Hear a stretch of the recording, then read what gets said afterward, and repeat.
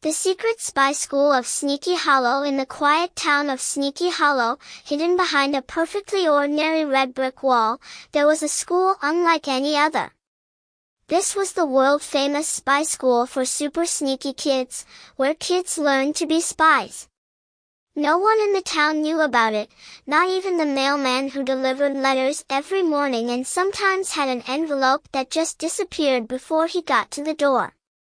The school was run by Principal Noodles, an expert in disguises, known for her collection of giant mustaches.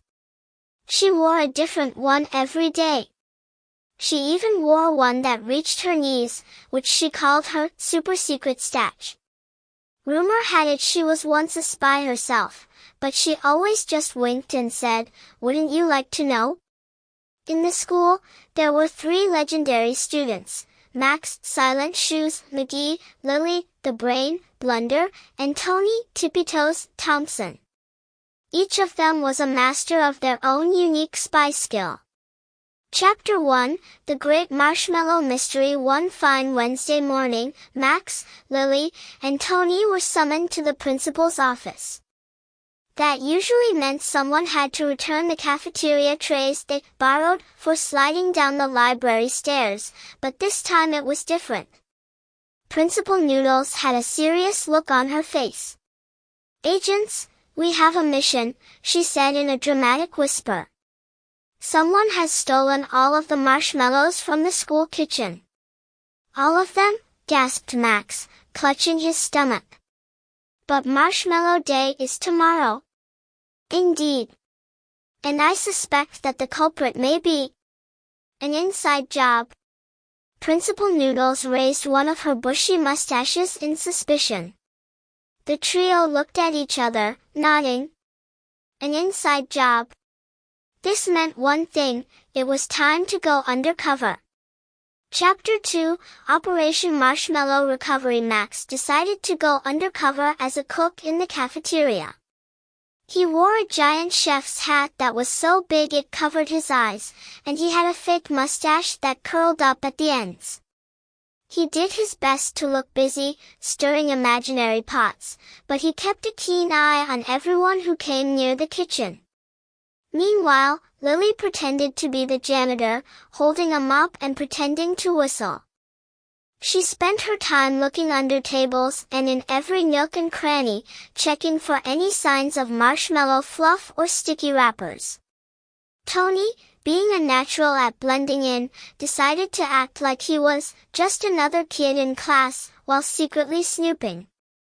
He even took out his tiny magnifying glass during math class to examine marshmallow crumbs he found near the teacher's desk.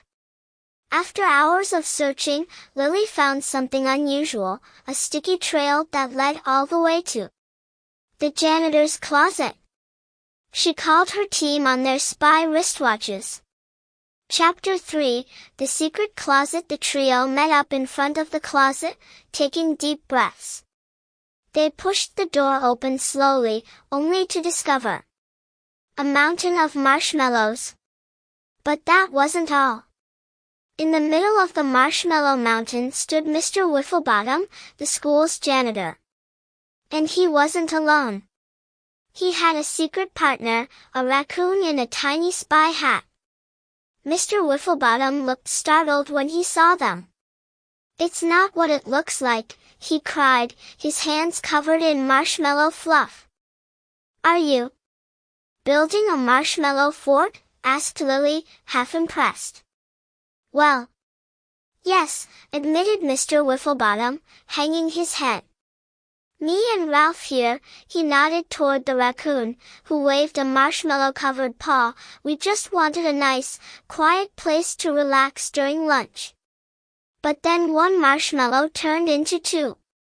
And before we knew it, it turned into a whole fort. Chapter 4, The Marshmallow Dilemma. Max tried to keep a straight face. "Mr. Wifflebottom, marshmallows are for everyone. But we might have a solution." He grinned mischievously. "How about you let us use the fort, too?" Mr. Wifflebottom and Ralph exchanged glances, then nodded.